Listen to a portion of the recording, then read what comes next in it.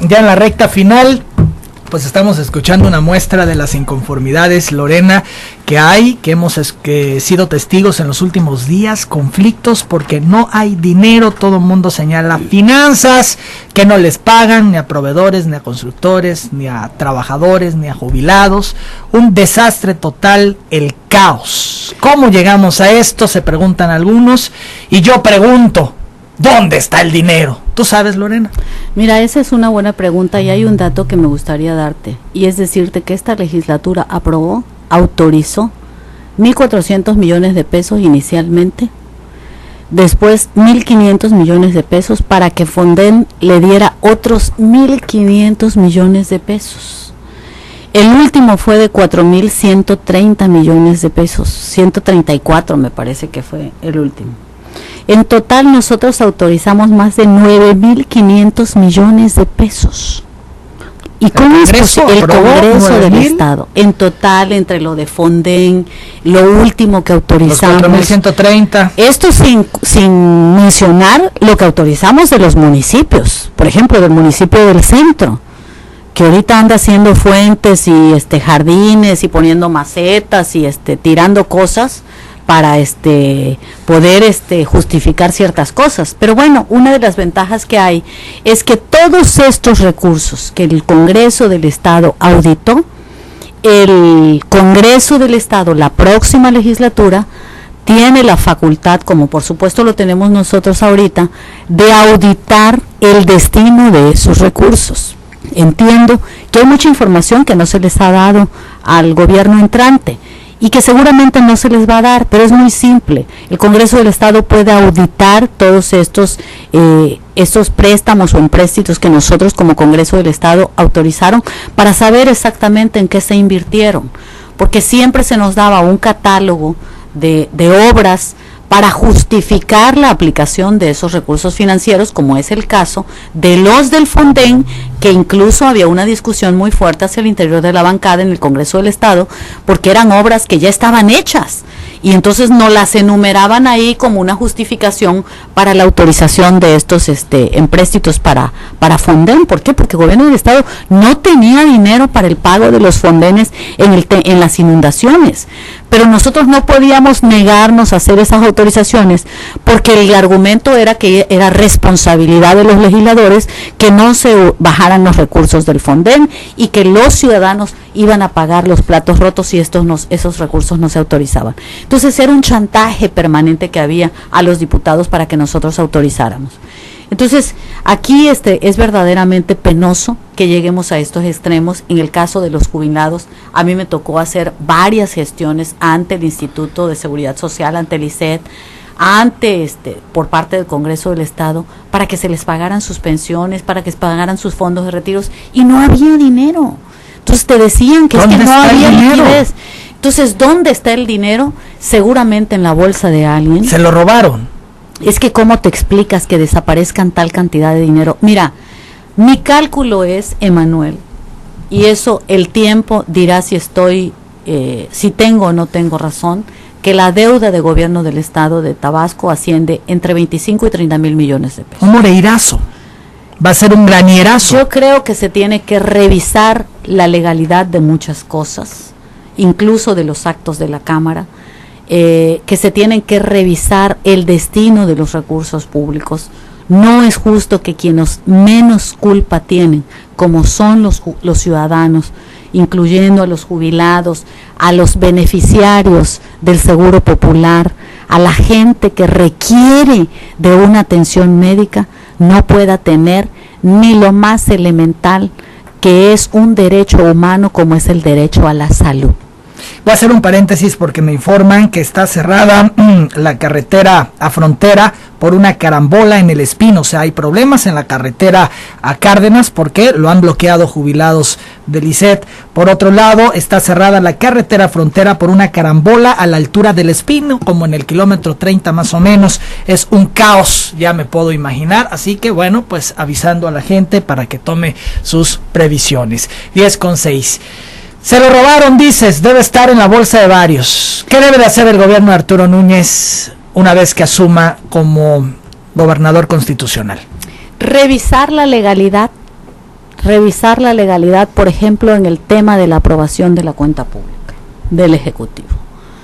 ¿Cómo es posible que nosotros hayamos aprobado una cuenta pública que es una cuenta aprobación mutilada? ¿Por qué?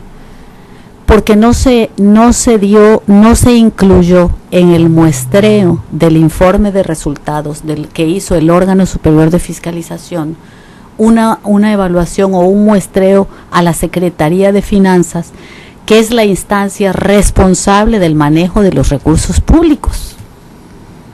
O sea, es verdaderamente absurdo que el órgano superior de fiscalización en sus muestreos no haya muestreado a la Secretaría de Finanzas. Bueno, tú has dicho que ha sido cómplice. El fiscal ha sido cómplice. Lo he dicho en reiteradas ocasiones, y las actitudes y lo que muestran las pruebas documentales que están en el Congreso del Estado y el diario oficial, que se revise. O sea, digo, nunca he dicho mentiras. Ni amnesia ni amnistía, decía Arturo Núñez. Así es, y yo estoy totalmente de acuerdo. ¿Tú crees que si él encuentra, procederá? Mira, yo creo que el que busca, encuentra. Si buscas, vas a encontrar. Si no quieres buscar y no quieres encontrar, pues te haces de la vista gorda.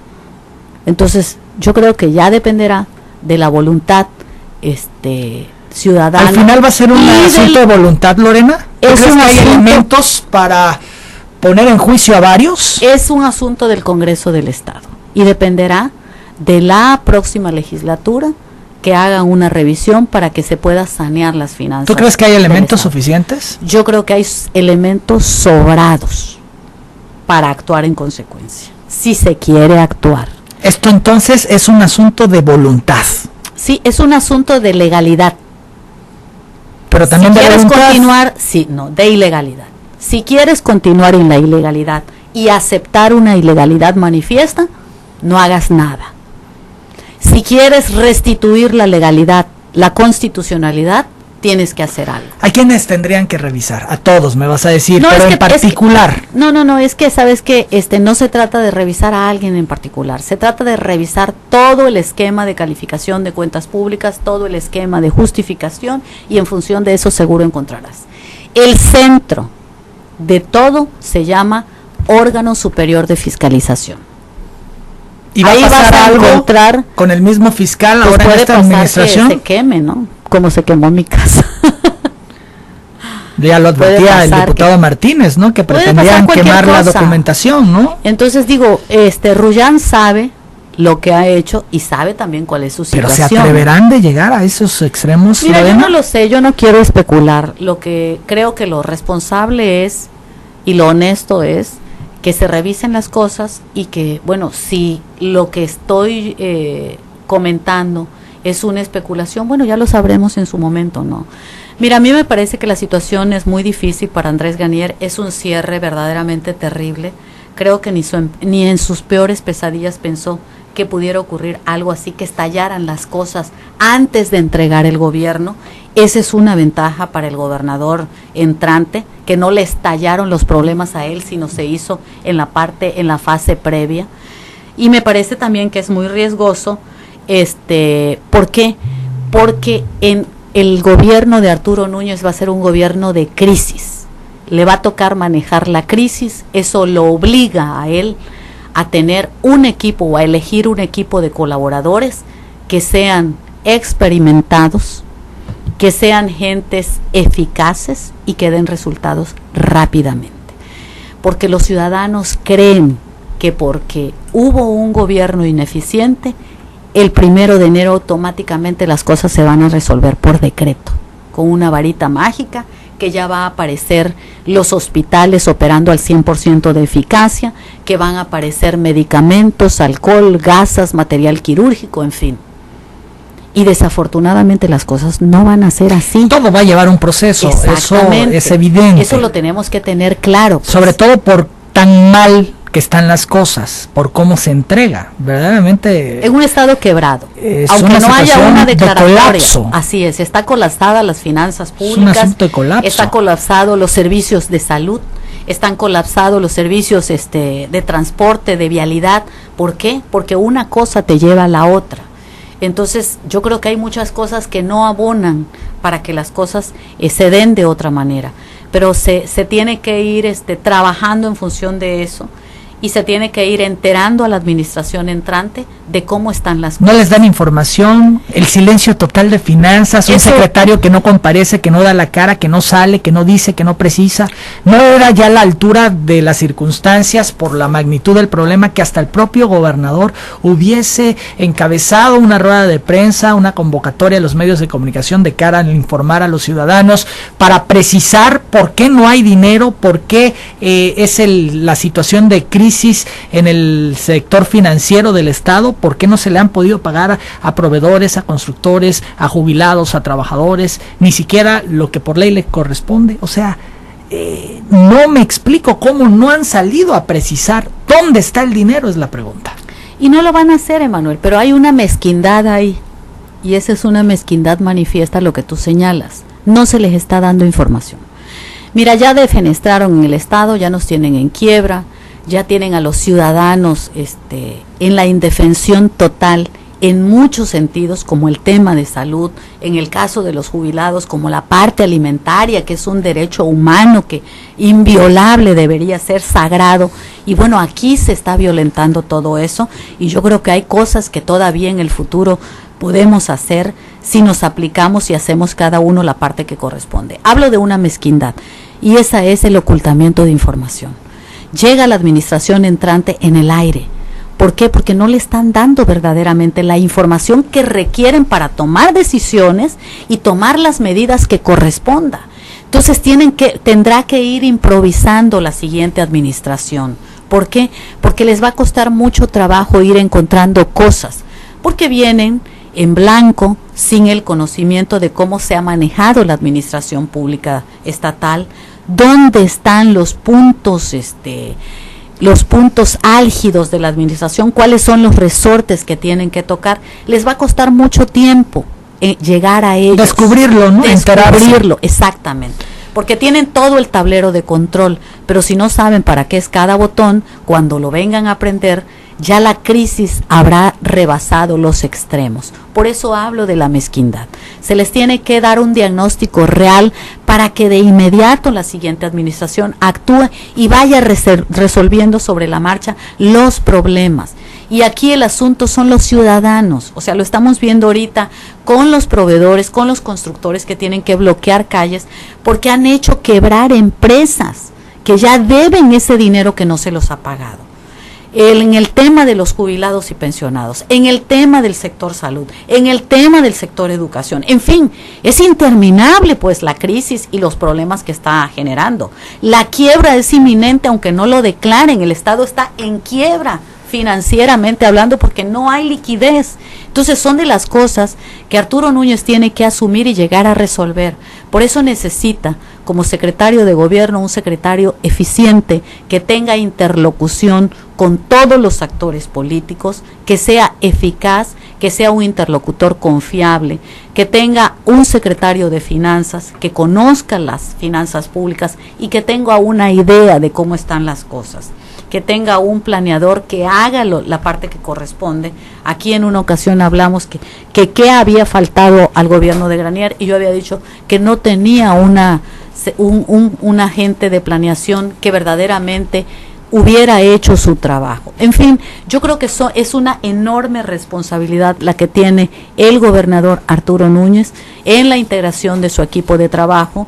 Yo deseo que sea un equipo eficiente, que sirva a los intereses de Tabasco, pero que dé resultados rápidamente y que tienen que plantearse metas a muy corto plazo para resolver los problemas. Los conflictos ya están ahí, estallando. Exactamente, ¿no? O sea, ya no vienen, sino ya los tenemos y entonces hay que resolverlos. Lorena Burregar, rápidamente, ¿qué harás ahora que dejes la diputación? Seguramente tomarás vacaciones, seguramente te tomarás algún break, ¿no? ¿Seguirás? No tomaré vacaciones, voy a seguir haciendo lo que he hecho toda mi vida, que es la política. Voy a seguir trabajando en la construcción de espacios.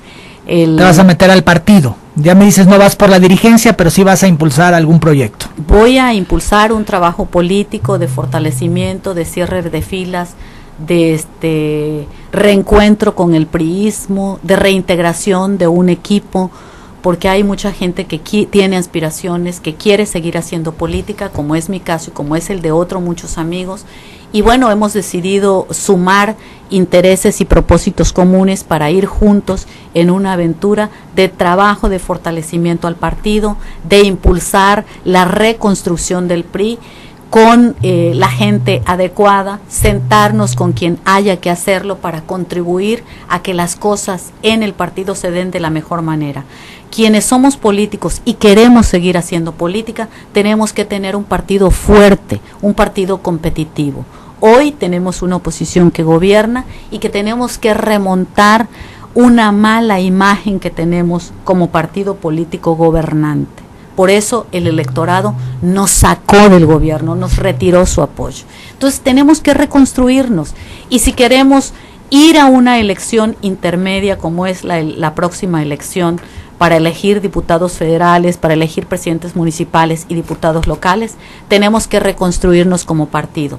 Pero también tenemos que trabajar mucho, tenemos que hacer una evaluación autocrítica, asumir los errores que se cometieron, asumir que nos equivocamos para poder mirar hacia el futuro y reconstruirnos como una opción política para ser competitivos en la próxima elección. Félix Camacho Zapata solicita una audiencia contigo, espera respuesta a través del programa, deja un número telefónico. Yo lo busco. Muy bien, Lorena Buregar, muchas gracias, mucha suerte y éxito en todo lo que venga por delante. Emanuel, gracias a ti por darme la oportunidad de estar frente a estos micrófonos, agradecerte el apoyo a todos los ciudadanos, a todos con quienes me tocó trabajar, a muchos actores políticos, decirles que aquí estamos, que vamos a seguir adelante, que no nos podemos dar por vencidos y estacionar en el muro de las lamentaciones, que tenemos que reconstruirnos como políticos, reinventarnos, pero también reconstruir al partido y colaborar en ello de la mejor manera posible. Muchas gracias. Son las 10 de la mañana, 19 minutos, la pausa, regresamos a la recta final de la edición de hoy viernes. Desde